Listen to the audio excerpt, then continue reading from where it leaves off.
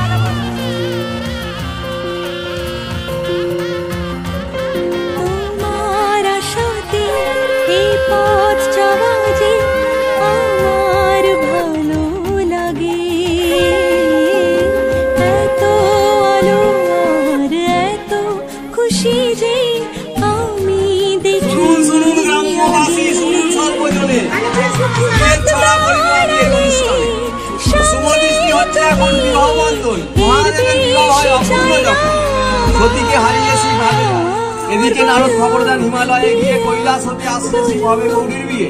এই কথা শুনে মেনক আয়োজন করে, সোনার বরণ গৌরী আমাদের ছেড়ে যাবে পরের ঘরে। ছাউনির ফুল কোণের মা রাখো ভালো করে, কল্যাণের জিনিস আগে রেখে এসো ঘরে। এইরকম এক বিবাহ বাড়ি গিয়েছিলাম কলিকাতাতে, কলিকাতার 52 গলিতে 52 বাড়ি, তারই মধ্যে হচ্ছে দেখছি ছাউনির রসলহরি। তাই রে নাই রে না দুজন একবার চেয়ে দেখো না, সকল মিলে একবার উলুধ্বনি দিন, শঙ্করধ্বনি দিন।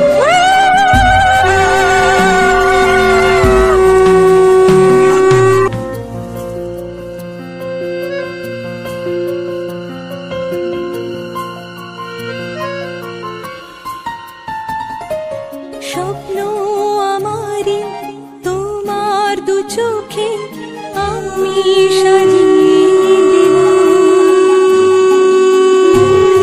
মনে আমি আমি কে তোমার হাতে দিলাম।